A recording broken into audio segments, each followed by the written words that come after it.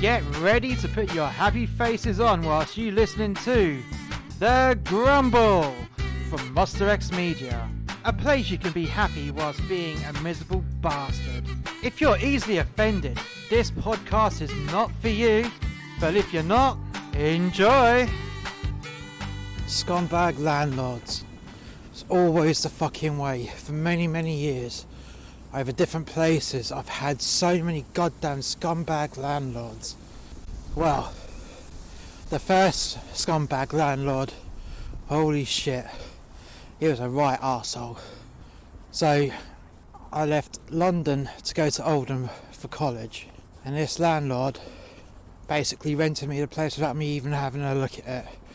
Didn't have a chance to do it because I couldn't find somewhere and I couldn't keep going up and down. So when I did find somewhere, I just had to take it because there was no other option. I was running out of time. Bearing in mind I was 19. My parents, they gave me a lift up there to the place that I've not seen and they've not seen. All my stuff in the back of their car, and we get to the place. Holy fucking shit. There was metal bars around the entire flat complex. Basically it was a flat above a parade of shops, and it was barricaded off with a 10-foot high metal fence with spikes on it, and there was even a metal shutter above the front door. Holy fucking shit, I was thinking. The landlord met us outside, handed me the keys, and then fucked right off. He fucked off really quickly. And I was thinking, what the fuck's that all about? Especially since that bastard got 2 months rent in advance. And 2 months rent in advance nearly 20 years ago was a lot of money. So he just handed the keys over and did a runner. Oh, I was thinking, as my mum and dad just looked at me, looked at each other, and looked at the flat. So we opened up the shutter, opened up the door, and went inside. The staircase up to the flat was steep as fuck, and every step squeaked. Every fucking step. We got there, and the place was an absolute fucking dump. The landlord hadn't even bothered, didn't even bother to tidy up. There's a puddle of stale sick in the middle of the floor, in the middle of the living room floor. What the fuck was that? What the fuck? This sick you had to physically scrape off. Shit, my parents were looking at me. My old man, he was bubbling. He was absolutely bubbling. I'd not seen him that angry in a long time. But he was bubbling. But he didn't say anything. There was rodent droppings all over the carpet. Fucking hell. I've got fucking mice or rats. Fucking hell. That's not good. We unloaded the car. My mum and dad helped me tidy up the place and made it into just about a passable living area. Scrubbed everything, got this sick off. Took hours, took absolutely hours, but the place was now livable. Then my parents bid me farewell, and that was it. I was on my own to learn how to be a man in this shithole that was rodent infested. It was cold, there was no heating, and trust me, this place was Oldham. So if you're from the north of England, you would know that Oldham, like the rest of the north of England, is a cold place during winter. Very much more colder than the south, which is also cold during the winter, but fucking hell, it was cold. So not only was I paying £450 a month for a shithole that was rodent infested, but it was cold, there was no heating, and it also turned out that there was no hot water. It took months for the landlord to get round to getting it fixed. Absolute months. And then at the end of term time, when it was time to make a decision on staying for the next year or moving out and finding somewhere else. I found somewhere else and I did a runner. I didn't pay my last 2 months rent and taught that motherfucker a lesson.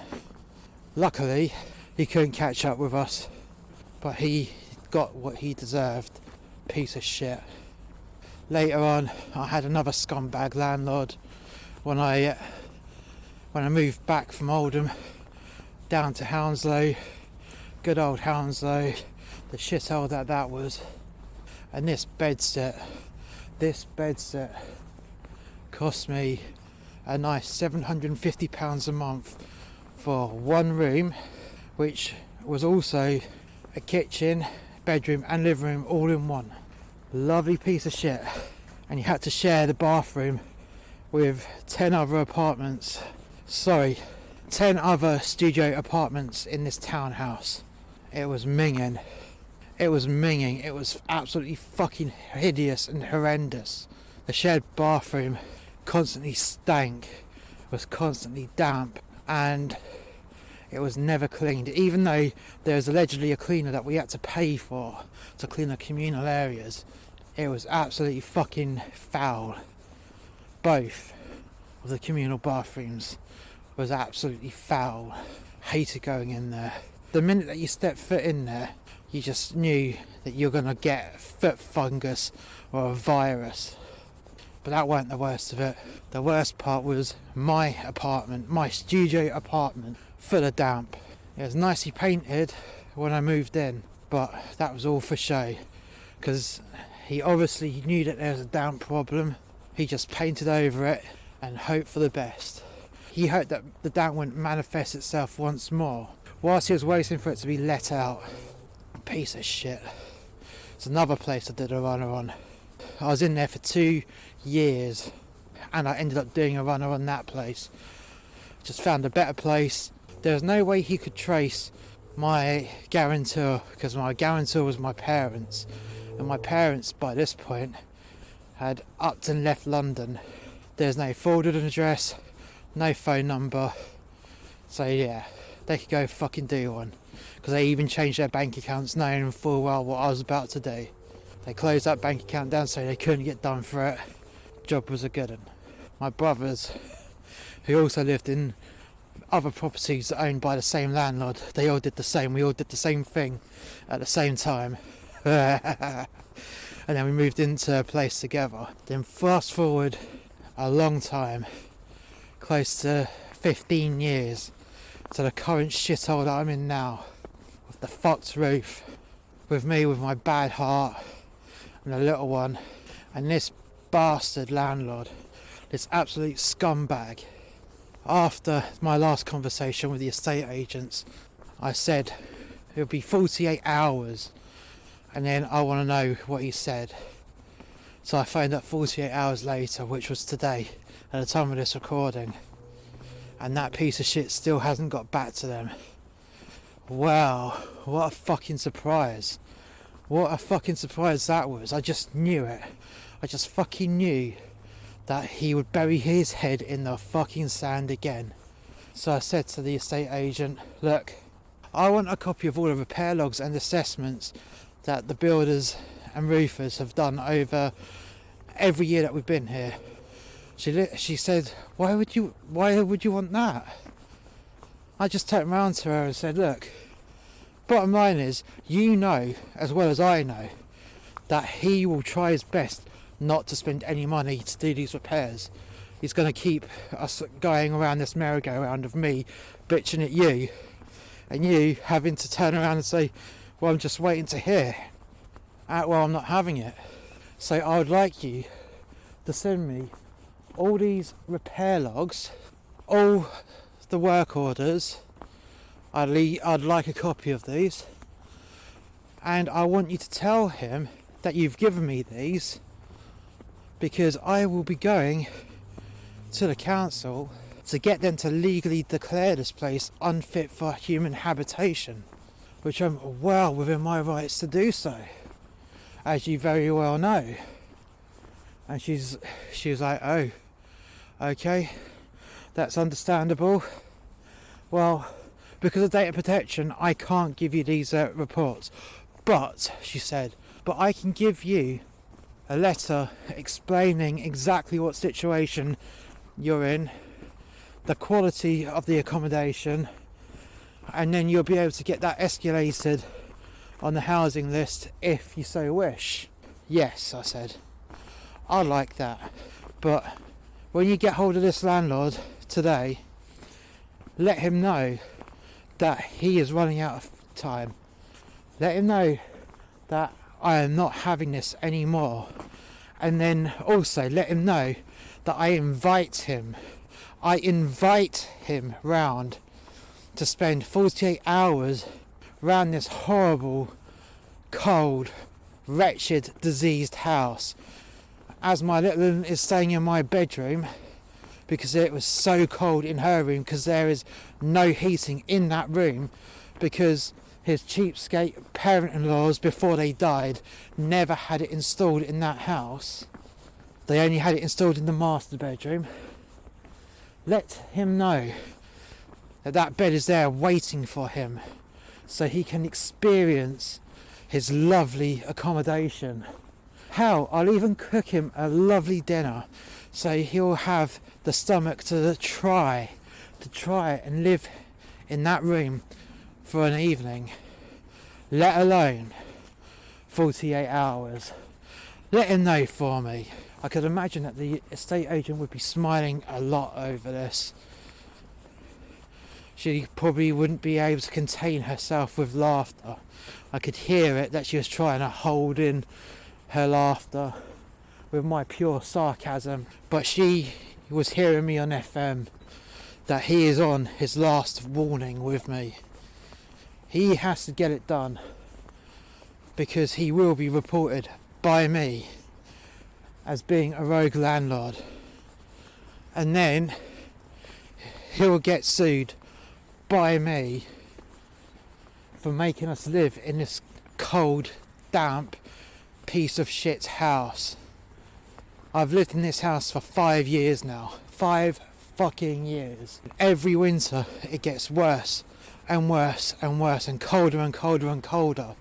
And it's at this point where you cannot have the heating on, because if you have the heating on and warm your mitts up, then you're going to get even more damp, and that damp, along with the cold, will get you incredibly ill. Real bloody ill. Last thing that you want is to be inhaling damp spores and mould spores, especially when you're a little child or a middle-aged man with a fucked heart. Anyone that expects you to live in those conditions needs to have a fucking slap. And anyone that's listening that's going through a similar issue, do not give up hope. Don't let them rob you of any hope, but you have to carry on, and you have to keep the receipts. You have to keep everything logged down, because if you don't, then the council cannot help you. The judge or magistrate cannot help you, because no one likes a scumbag landlord. Judges hate scumbag landlords. Local authorities hate scumbag landlords. Every cunt hates scumbag landlords. Don't do it to yourself. Do not give in, and do not let anyone get away with it. It is a battle, but it's a battle that can be won if you're brave enough to win it. Don't take no for an answer. What's the worst that they can do? Evict you? Well, they can evict you, but you have to have your day in court. And if you can get taken to court and the magistrate gets to hear everything that's been going on, the magistrate will be like, whoa, whoa, whoa, whoa, what's going on here? Ah, you're a scumbag landlord. I don't like scumbag landlords. Those cunts give me more problems than I need. But not only that, every time you're in court, the landlord, the scumbag landlord, has all his details taken down. Oh yes, he does. And it's in the public arena, because They have to be made public. All court records are public. So you can get the court records and you can write to the local newspapers. You can write to every single newspaper in your local area with the receipts of what you're going through. And you'll even have the court's documents to prove that he is a scumbag landlord. And you can make his life a misery by just making a press release. A press release in which that motherfucker deserves. So be bold, be brave, and don't give in. But most of all, keep calm and keep the receipts, and you will win.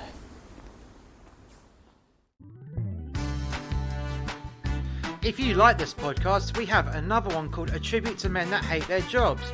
This is an over-dramatised story channel where the narrator gets into daily mishaps in a job that he hates. The link is in the description. In addition, we also have a YouTube channel called The X Review, where I review and react to music videos. The link is also in the description. You can also follow us on Facebook.